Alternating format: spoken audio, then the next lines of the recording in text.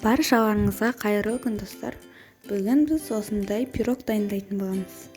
Пирогымыздың рецептісін описанияға қалдырып кетемін.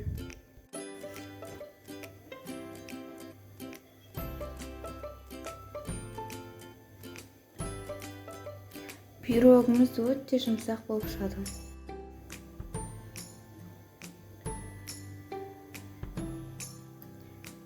Неге осылай біз қолмен ұстаған кезде де жұмсақ болып тұрады. Ол үшін 2 жұмыртқаны саламыз. Оған қант қосамыз. Жақсылап миксерлейміз. Осылай ағарғанша миксерлейміз. Біздің жұмыртқа массамыз ағарды. Енді оған сүт құямыз. Және де сұйық май. Қосып жақсылап миксерлейміз.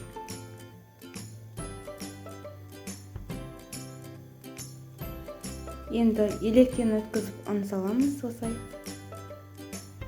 Және тағы да қосамыз.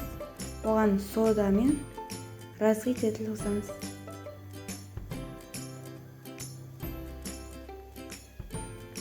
Осылай електен өткізіп саламыз.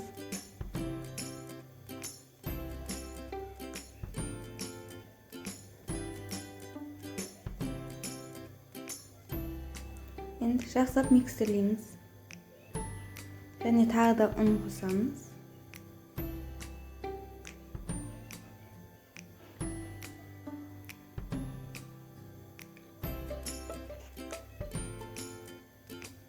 Енді қамырымызды жақсылап миксерлейміз. Қамырымыз дайын болды.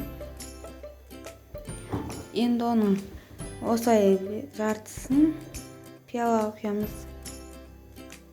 Неге осылай құйдық?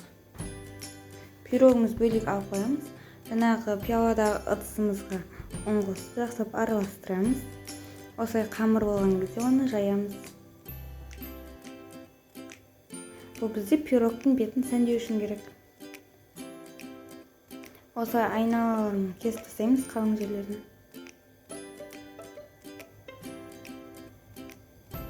Енді осылай кесетін боламыз.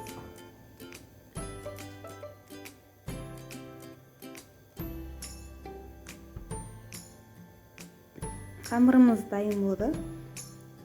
Енді табамызды осылай сары май жағамыз табамызға.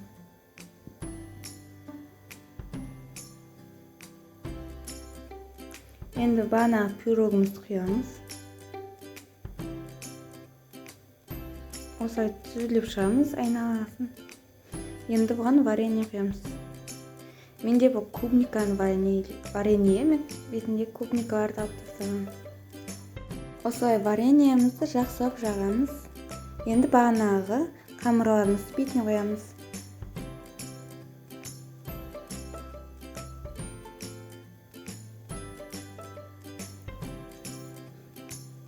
Осылай бәрін қойып шығамыз.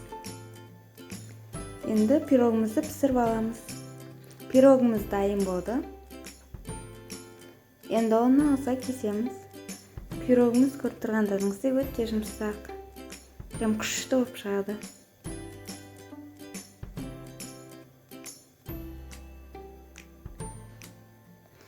Неге пирогымыз өте жұмсақ болып шыққан.